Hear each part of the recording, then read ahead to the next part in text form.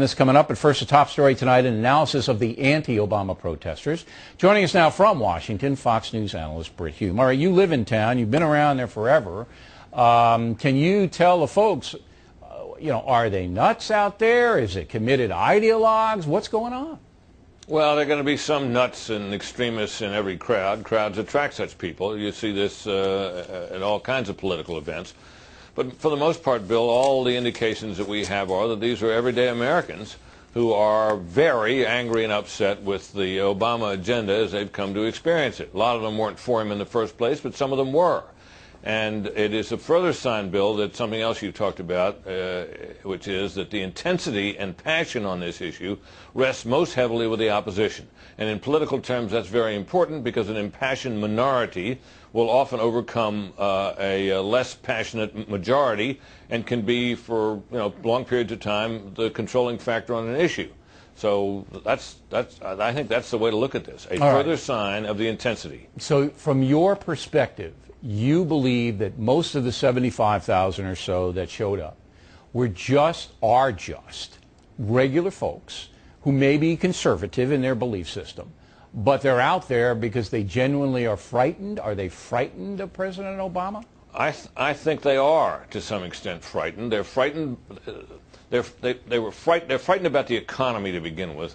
They're frightened about the remedies that have been applied to the economy, particularly that $787 billion stimulus package, which alienated a great many people and awakened the federal deficit as a political issue, which it had been kind of long dormant. We're talking about debt on an order of magnitude greater than we've ever seen before. These people were alarmed about that. They're alarmed about big government.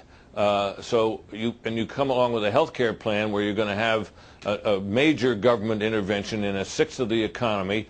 You certainly expect the same people to turn out and to resist it, and they have, and they did. All right. Is there any troubling aspect to the fact that overwhelmingly the crowd was white, middle class, working class? Very few blacks, very few Hispanics that I saw. Is that a factor? Is it troubling? Is the nation becoming more polarized? If you're trying to organize the opposition, you want everybody you can get. You want to be as inclusive as possible. Now, the fact of the matter is, Bill, that the United States of America is, overwhelmingly white, overwhelmingly middle class, and so on. But, if you could attract people from the minority community, Hispanics, African Americans, and the rest, obviously you'd like to do that. But, you'll take nearly everybody you can. These are open events. And these are the people that happen to be turned out. They still constitute, broadly speaking, an American majority. Okay, but it seems the message, the anti-Obama message, is being heard by white working class people more than black working class people. That's to be expected, obviously. But Hispanics, I didn't see a big presence there. But again, I wasn't there.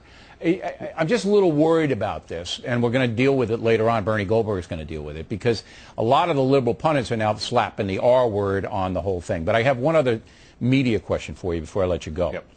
I think the stridency of the liberal media, which is about 80% of it now, by attacking the protesters in the beginning when the Tea Parties happened, has actually galvanized them, has actually added to the protest ranks.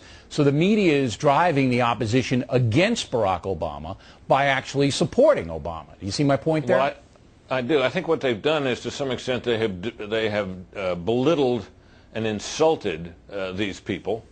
These latest charges that there's racism tinging this, I think will drive that even further. And I think that infuriates a lot of people who are part of this.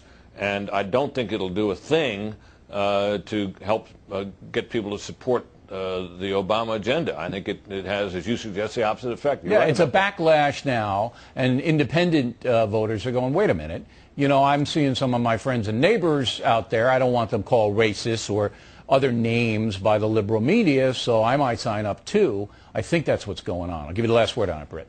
Well, you put your finger on the critical factor here. If you're going to watch any one thing in all this, watch independents. They are the real swing vote in America. I don't care what other minority groups or what other groups you can pull together. If you've lost conservatives and independents, you've lost on the issue, and you may have lost in the upcoming races. All right. Brit Hume, everybody, thank you.